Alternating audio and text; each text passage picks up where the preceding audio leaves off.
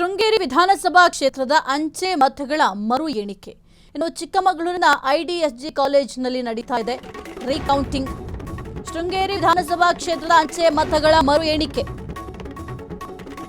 ಚಿಕ್ಕಮಗಳೂರಿನ ಐಡಿಎಸ್ಜಿ ಕಾಲೇಜಿನಲ್ಲಿ ನಡೆಯುತ್ತಿದೆ ರೀಕೌಂಟಿಂಗ್. ಶೃಂಗೇರಿ ಕ್ಷೇತ್ರದಲ್ಲಿ ಚಲಾವಣೆ ಆಗಿದ್ದ 1822 ಅಂಚೆ ಮತಗಳ ಎಣಿಕೆ.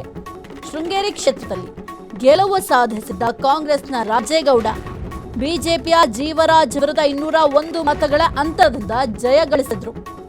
ಅಂಚೆ ಮತಗಳ ಮರು ಎಣಿಕೆಗೆ ಕೋರ್ಟ್ ಮೊರೆ ಹೋಗಿದ್ದ ಜೀವರಾಜ್ ಅಂಚೆ ಮತ ಮರು ಎಣಿಕೆ ಮಾಡುವಂತೆ ಆದೇಶವನ್ನು ಹೈಕೋರ್ಟ್ ನೀಡಿತ್ತು. ಕುತೂಹಲ ಕೆರಳಿಸಿರುವ ಶೃಂಗೇರಿ ಕ್ಷೇತ್ರದ ಅಂಚೆ ಮತ ಮರು ಎಣಿಕೆ. ಇನ್ನು ಶೃಂಗೇರಿ ವಿಧಾನಸಭಾ ಕ್ಷೇತ್ರದ ಅಂಚೆ ಮತಗಳನ್ನ ಈಗ ಮರು ಎಣಿಕೆ ಮಾಡಲಾಗಿದೆ. ಯಾಕೆಂತಂದ್ರೆ ಶೃಂಗೇರಿ ಕ್ಷೇತ್ರದಲ್ಲಿ ಕಾಂಗ್ರೆಸ್ನ ರಾಜೇಗೌಡ ಅವರು ಗೆಲುವನ್ನ ಸಾಧಿಸಿದ್ರು. ಬಿಜೆಪಿಯ ಜೀವರಾಜ್ ಅವರ ವಿರುದ್ಧವಾಗಿ 201 ಮತಗಳ ಅಂತರದಿಂದ ಜಯವನ್ನ ಗಳಿಸಿದ್ರು.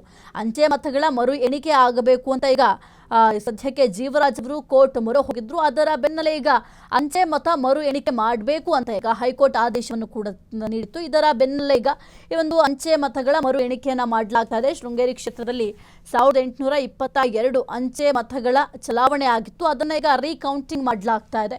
ಬಹಳ ಕುತೂಹಲಕ್ಕೆ ಕಾರಣ ಆಗಿದೆ ಶೃಂಗೇರಿ ಕ್ಷೇತ್ರದ ಅಂಚೆ ಮತ ಮರು ಎಣಿಕೆ. ಯಾಕೆಂತಂದ್ರೆ ಕೋರ್ಟ್ ಕೂಡ ಆದೇಶವನ್ನ ನೀಡಿತ್ತು ಈ ಒಂದು ಮರು ಎಣಿಕೆ ಕಾರ್ಯ ಮಾಡಬೇಕು ಅಂತ. ಯಾಕೆಂತಂದ್ರೆ ಬಿಜೆಪಿಯಲ್ಲಿ ಸ್ಪರ್ಧಿಯಾಗಿ ನಿಂತಿದ್ದಂತಹ ಜೀವರಾಜ್ ಅವರು ಶೃಂಗೇರಿ ವಿಧಾನಸಭಾ ಕ್ಷೇತ್ರದಲ್ಲಿ ಸೋಲನ್ನ ಎದುರಿಸಿದ್ರು.